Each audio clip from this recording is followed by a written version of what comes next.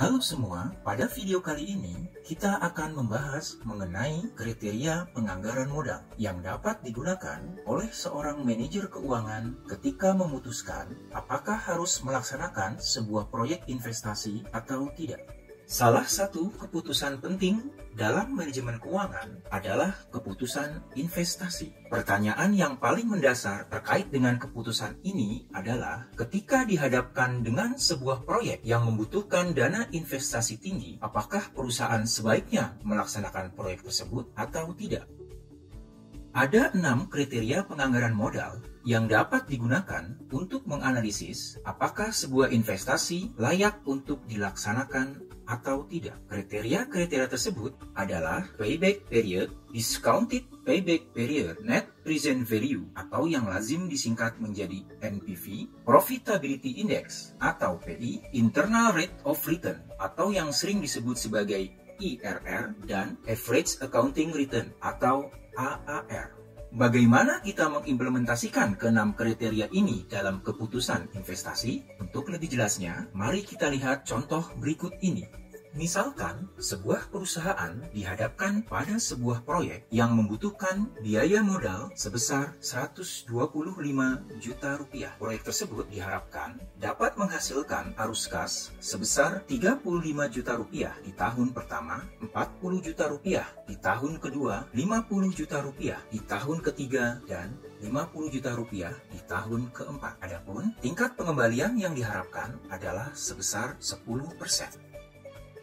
Pertama-tama, mari kita gunakan kriteria yang pertama, yaitu payback period untuk pengambilan keputusan terkait dengan investasi di atas. Pada intinya, payback period melihat lamanya waktu yang diperlukan untuk mengembalikan modal yang dikeluarkan oleh perusahaan pada awal pelaksanaan proyek. Sebelum menghitung payback period dari proyek ini, seorang manajer harus menetapkan cut-off point yang akan digunakan sebagai batasan maksimal payback period untuk melaksanakan proyek ini. Apabila payback period dari proyek tersebut lebih singkat dibandingkan dengan cut-off point yang telah ditetapkan sebelumnya, maka sebaiknya proyek dilaksanakan. Sebaliknya, apabila payback period proyek lebih lama dibandingkan cut-off point, maka sebaiknya proyek tidak perlu diimplementasikan. Di sini kita mengambil contoh bahwa manajer menetapkan jangka waktu payback period maksimum adalah 4 tahun. Berdasarkan perhitungan di sini,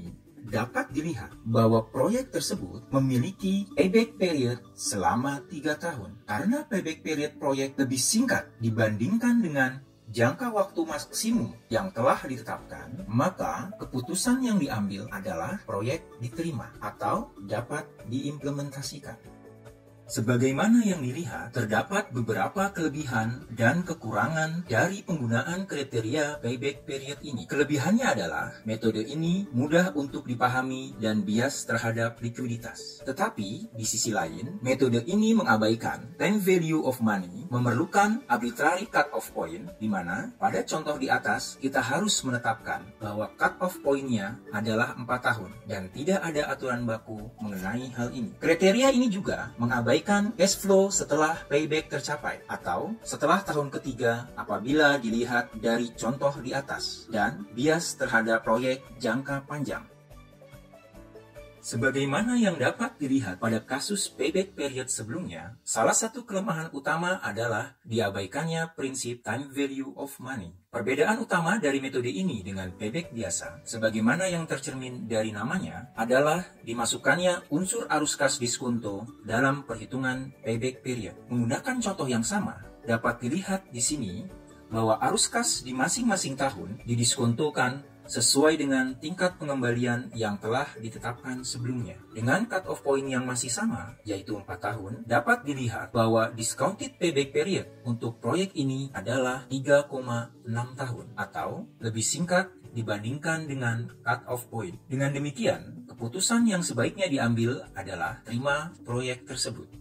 Sekarang, kita beralih ke metode yang ketiga, yaitu Net Present Value atau NPV. Pada intinya, dalam metode ini, kita akan menghitung nilai sekarang dari proyeksi arus kas dikurangi dengan biaya modal. Apabila nilainya lebih dari 0, berarti telah terjadi penciptaan nilai, sehingga proyek dapat diterima atau diimplementasikan. Sebaliknya, proyek akan ditolak apabila NPV lebih kecil daripada 0. Langkah pertama dalam menghitung NPV adalah kita harus mendiskontokan seluruh arus kas yang akan diterima di masa depan sesuai dengan tingkat pengembalian yang berlaku, kemudian dikurangi dengan investasi awal atau initial outlay untuk melaksanakan proyek tersebut. Dalam contoh di sini, cash flow sebesar 35 juta rupiah pada tahun pertama dibagi dengan 1,1, kemudian ditambahkan dengan cash flow tahun kedua dibagi 1,1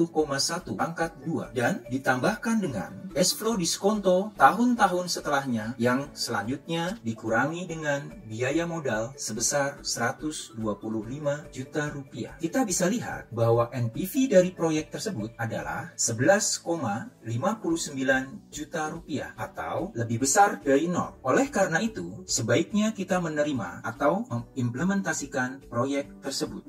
Metode selanjutnya adalah Profitability Index. Dalam menggunakan metode ini, kita membagi nilai sekarang dari proyeksi arus kas dengan biaya modal atau investasi awal. Metode ini juga dapat disebut sebagai Benefit Cost Ratio. Pada dasarnya, kita akan menerima sebuah proyek apabila nilai PI-nya lebih dari 1, karena berarti benefit yang didapatkan lebih besar dibandingkan dengan cost-nya. Dengan menggunakan contoh yang sama, dapat kita lihat bahwa PI dari proyek tersebut adalah sebesar 1,09 atau lebih besar daripada 1. Dengan demikian, dapat kita simpulkan bahwa berdasarkan kriteria ini, proyek tersebut sebaiknya kita terima.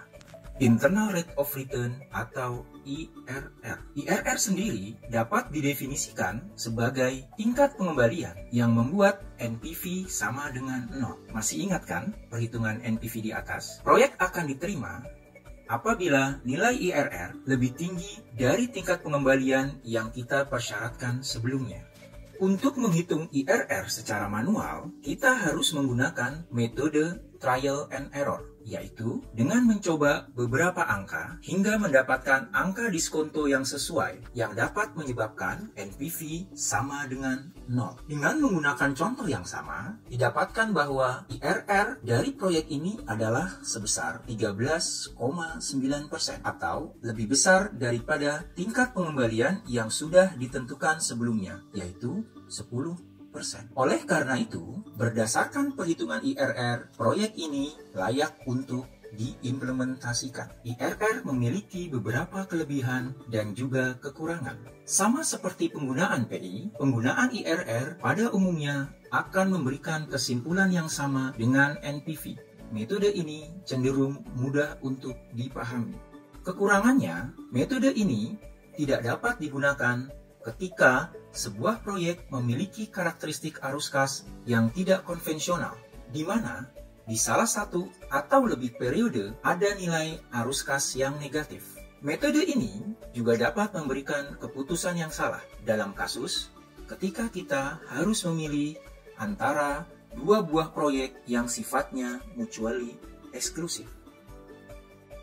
Average Accounting Return atau rata-rata penghasilan bersih dari sebuah proyek dibagi dengan rata-rata nilai bukunya. Kita harus pahami bahwa rata-rata nilai buku tergantung dari metode akuntansi yang digunakan oleh perusahaan, terutama terkait dengan depresiasi aset. Contoh yang akan kita gunakan berbeda dengan contoh sebelumnya. Apabila diketahui sebuah proyek memiliki average income sebesar 15 juta rupiah dan average book value sebesar 65 juta rupiah, sementara kita menetapkan bahwa nilai AAR minimum yang diinginkan adalah 21%. Karena proyek ini memberikan nilai AAR sebesar 23%, maka kita dapat menerima proyek tersebut. Untuk mengetahui topik ini secara lebih lengkap, silakan hadir di kelas online Manajemen Keuangan. Terima kasih dan sampai jumpa pada video pembelajaran lainnya.